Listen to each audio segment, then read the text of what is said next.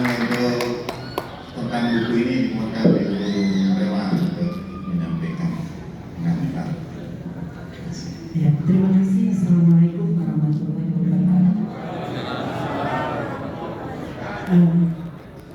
Ini hadir di acara ini seperti dejavu ya buat saya. Kenapa? Karena tahun 2004 ya. Ketika saya menerbitkan Meraih Kebahagiaan, itu tadi ada Bu Yanti, saya sempat cerita ke Bu Yanti di Javu saya terima. Tahun 2004 saya menerbitkan buku Meraih Kebahagiaan, itu saya sampaikan, saya menerbitkan buku itu dalam waktu 4 hari. Itu prestasi tertinggi selama saya menjadi penerbit gitu. Kenapa 4 hari? Karena memang saya langsung mengedit gitu ya, karena gak mungkin ada yang bisa menghandle majalah kecuali saya gitu. Dan kalau staff saya itu kan gak mungkin, bagaimana mungkin mereka bisa menghubungi majalah gitu. Kalau saya kan bisa malam siang gitu ya, bisa dengan lebih leluasa. Saya ingat betul waktu itu karena sudah ditentukan harinya tanggal berapa itu Pak saya waktu itu, sehingga buku itu harus terbit tanggal segitu. Padahal katakanlah itu misalnya hari Senin, itu hari Jumat, naskah masih belum selesai.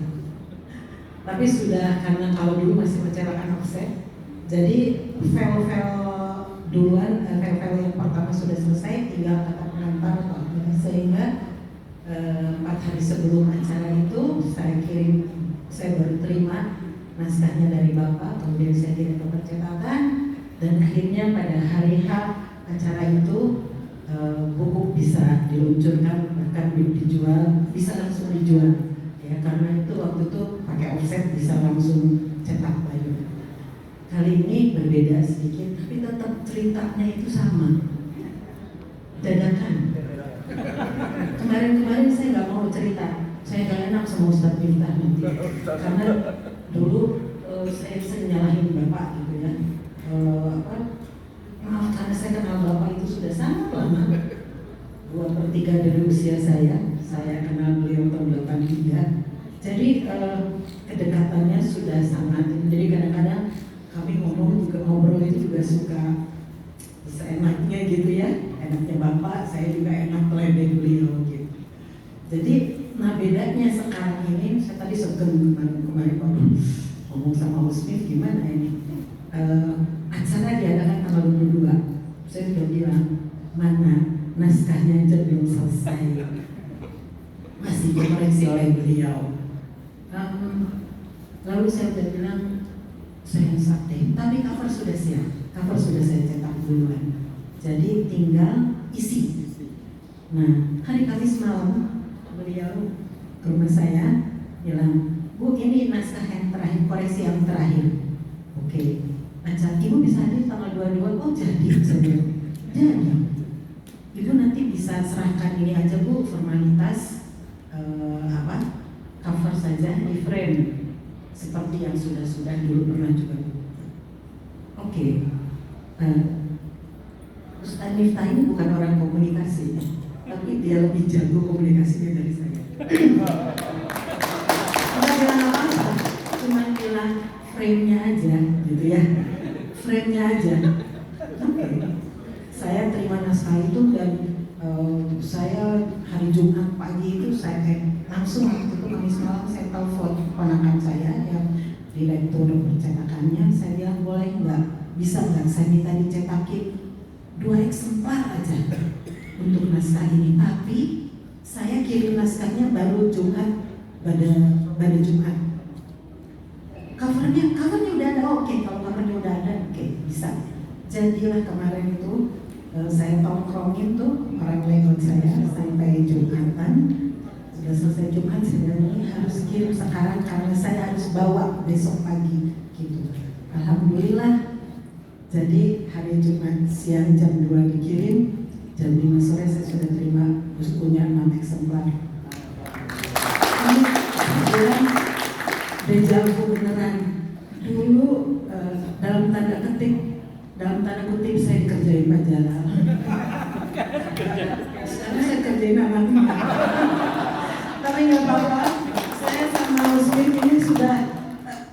sudah kayak ke adik sendiri ya, karena Pak Jalan juga saya barusan buka WA terakhir beliau sama saya, sempat Februari 2019 itu kirim WA. Sebenarnya ceritanya, Rema saya mau nerbitin naskah komunikasi empati.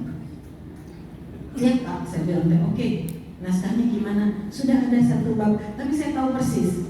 Beliau itu kalau bilang ada 1 bab, nanti siap nanti berapa, tinggal berapa bab lagi itu bisa 2 tahun, 3 tahun kemudian.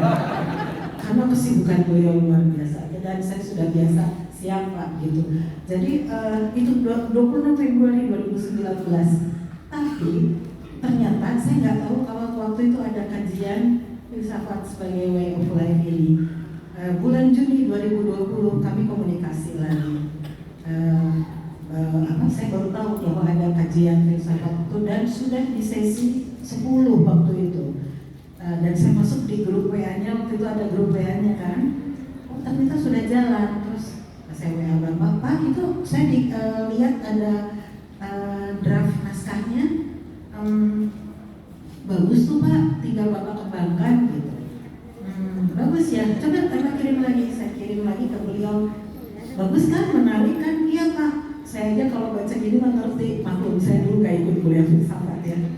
Jadi karena filsafat kan liar pokoknya bikin pusing gitu kan. Kalau gini mah Pak saya juga ngerti bacanya gitu. Oh kalau gitu mari mah ngerti, iya Pak. Ya udah nanti diterbitkan saja. Benar Bapak kan berjanji, saya bilang gitu. Saya tunggu ya Pak ya, dan itu ya sampai akhir hayatnya nggak saya terima, kecuali saya terima dari Ustaz Miftah. Itu pun setelah saya tagih, karena saya ingat terakhir ketika saya ziarah beliau, saya lupa waktu 7 hari atau 40 hari ya, saya datang, saya bilang bahwa saya akan tetap menerbitkan karya-karya beliau gitu ya. Jadi apapun lah itu saya akan terbitkan karya-karya beliau, dan ini sebenarnya pemenuhan janji saya kepada beliau gitu. Jadi naskah yang saya terima, yang saya lihat pada Juni 2020 itu ternyata baru bisa terbit 2025. Bayangkan 5 tahun prosesnya ya. Tapi itu saya nikmati betul. Serunya ya, keseruannya mengingatkan saya lagi kepada bagaimana obrolan saya dengan almarhum gitu ya, yang diteruskan oleh Ustaz Miftah ini. Dan saya juga jadi nge-rewind lagi gitu ya, obrolan apa aja gitu yang dulu sempat terucapkan oleh beliau gitu. Memang janji bahwa akan terus menerbitkan karya-karya beliau itu memang sudah tersampaikan gitu, dan saya bilang di pengantar juga saya sampaikan bahwa ini adalah pemenuhan janji saya kepada beliau gitu ya. Penghormatan saya juga kepada beliau. Jadi terima kasih Ustaz Miftah yang sudah direpoti oleh saya dengan pertanyaan mana memenuhi janji Bapak nggak gitu kan. Ini janji Bapak loh, mau nerbitin buku di saya, itu kan jadi berat buat saya gitu. Jadi alhamdulillah ya saya bisa menerbitkan buku ini, bisa meluncurkan pada hari ini, walaupun ini memang cetak coba ya, karena bukan tidak mungkin. Ini keuntungan teknologi sekarang ini kan begitu. Kalau kita baru cetak 10 itu ketahuan bahwa ini masih ada salah, itu bisa kita koreksi dengan cepat pada edisi berikutnya. Mass productionnya baru insya Allah saya akan cetak masalnya itu pada hari Senin. Jadi Usmif juga sudah janji akan baca lagi supaya hari Senin kita sudah bisa untuk mencetak masalah. Karena saya dengar dari Ustaz Syamsuddin, ini kan kami buka pre-order sudah lebih dari 150 orang yang bisa gitu ya. Dan saya juga merasa memang harus segera menuntaskannya gitu. Tapi ya alhamdulillah ini sudah bisa berhasil. Begitu Ustaz Miftah yang bisa saya sampaikan. Terima kasih khusus juga kepada Ustaz Syamsuddin. Mana tadi saya lihat beliau luar biasa penghormatan beliau ya sama Bapak. Nah, saya selalu menyebutnya Bapak karena ya itu maaf tadi seperti saya bilang, saya udah lepas aja seperti itu. Kami ketika mengumpulkan naskah ini sambil curhat-curhatan gitu ya, cerita gitu bagaimana pengalaman indah bersama Bapak gitu, seperti itu. Terima kasih dan juga bantuannya selama ini. Mungkin itu saja. Maka silakan seperti apa SOP-nya untuk penyerahan atau peluncuran buku ini. Terima kasih. Wassalamualaikum warahmatullahi wabarakatuh.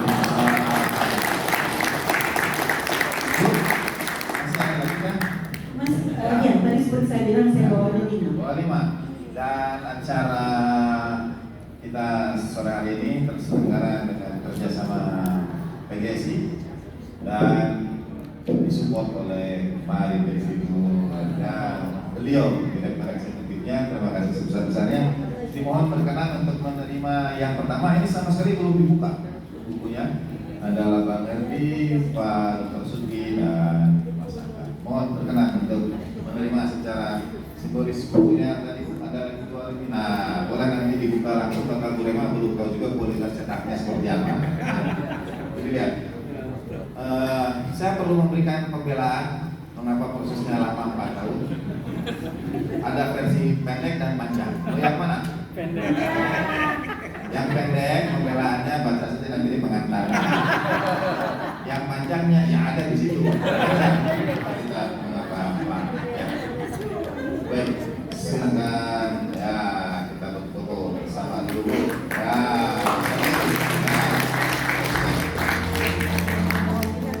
Siap-siap. Baik. Ya.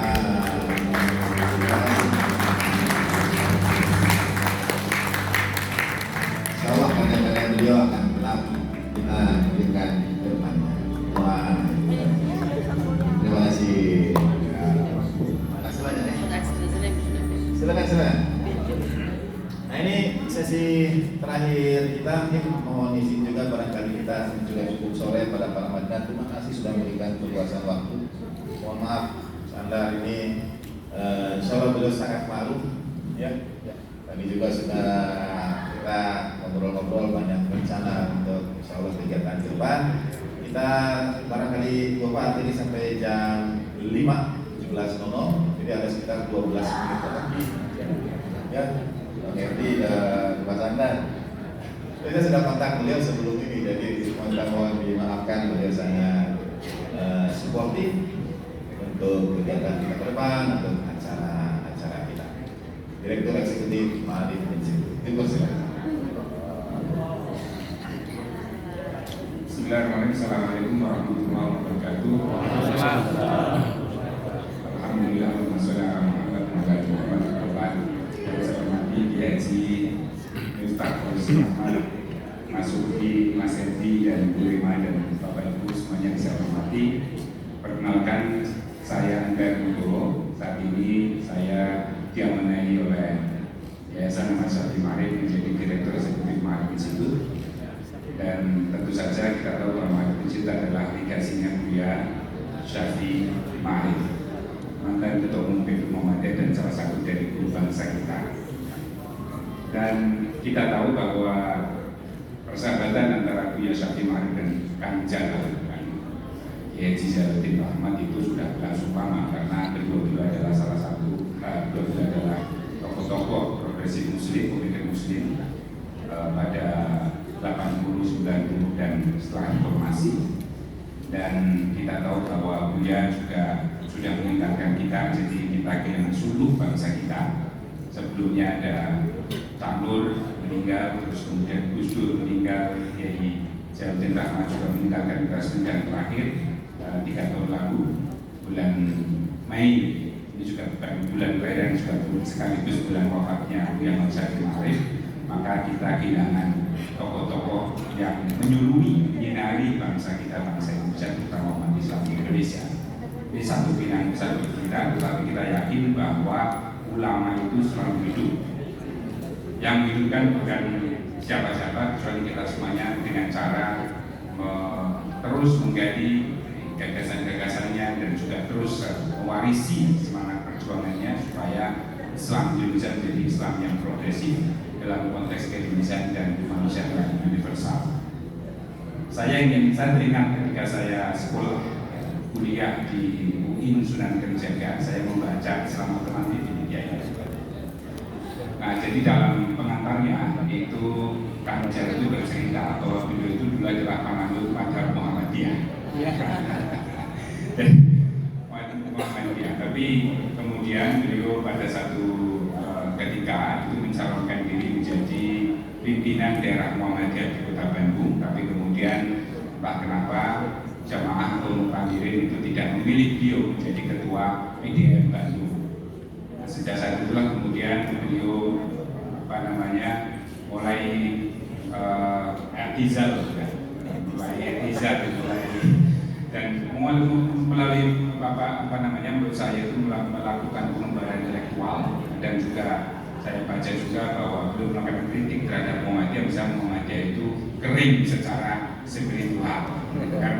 Karena kalau orang Muhammadiyah itu habis sholat itu sudah langsung tanpa dikir panjang-panjang itu langsung selesai. Karena bagi kebanyakan orang Muhammadiyah sholat itu adalah doa. Jadi kalau sudah sholatnya khusyuk ya insya Allah tanpa doa pun sudah tanpa doa panjang sudah diterima oleh Allah Subhanahu Wa Taala. Nah, ini yang menjadi salah satu kritik bagi Kang Jalal. Karena aspek rohani, aspek spiritualitas, aspek transendental itu yang menyebabkan gerakan atau jamaah Muhammadiyah itu mengalami kekeringan. Nah, kalau kita baca dalam sejarah, ini juga tidak bisa dilepaskan dari arus puritanisasi yang menimpa Muhammadiyah pada tahun 30-an. Ketika Haji Rasul dari Padang itu masuk Muhammadiyah, dan itulah terjadi puritanisasi seiring dengan didirikannya Majelis Tarjih Muhammadiyah. Jadi Muhammadiyah yang awalnya itu